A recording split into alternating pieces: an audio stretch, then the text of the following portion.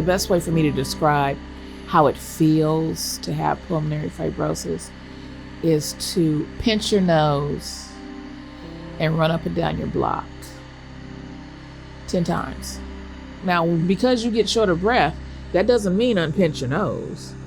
No, you have to keep that there and try functioning off of only a portion of what your body needs in order to function.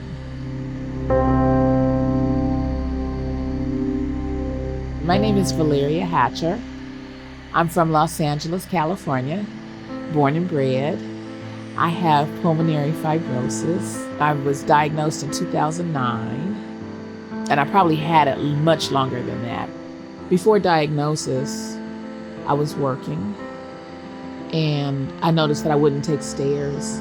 I lived upstairs in an apartment, so I'd have my boys bring the groceries in or whatever. But, I could jump in my car and go do whatever I wanted to do. Pulmonary fibrosis is not something that you hear every day. I'm still a happy person, but I'm more concerned with logistics of this life-giving gas that has become my life. The joke is, what do you do for fun? Make doctor's appointments and keep the appointments. Because that's basically what it comes down to, trying to take care of your health, which is a 24/7, 365-day-a-year event.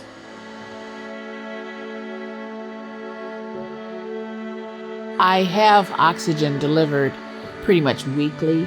What they bring and how much they bring will be dependent on what I order, depending on my empties that I have. And so when I go out on an errand, I'm probably good for a couple of tanks here and there, but it just depends on where I'm going, what I'm doing. And wherever I do go, I try to call ahead in advance to make sure there's no surprises. Like, are there any stairs? Is there an elevator?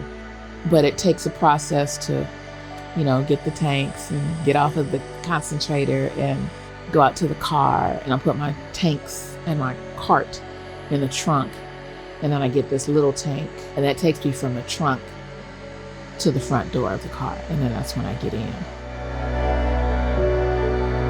If I leave the house, when I come back home, I don't feel like doing anything that requires mental capacity.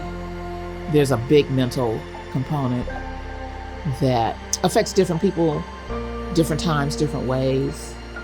It's real. The struggle is real. You're trying to do the best that you can within your understanding, which is why it's good to go to support group meetings, because somebody has probably been down that road before you, but you just don't know it.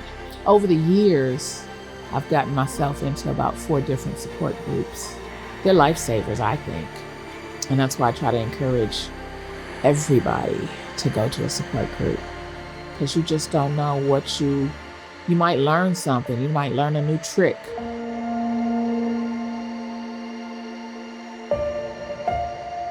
When I found the PFF, they were such a great resource. I had questions, they had answers. And I had some more questions and they had answers. And I had even more questions and they had answers.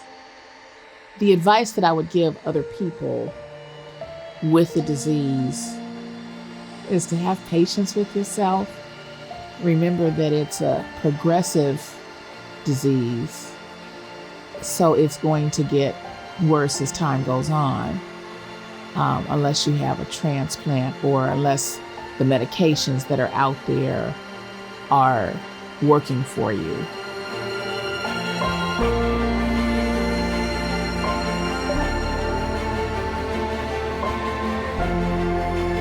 I'm hoping that in my near future, I can have a lung transplant. I'm on the road. I've been chasing it for a while. I just want my life back. That's primarily the thing. Because if I get my life back, then it opens me up to do things that I want to do. Just to be able to breathe a deep breath without oxygen. Just, makes me so happy.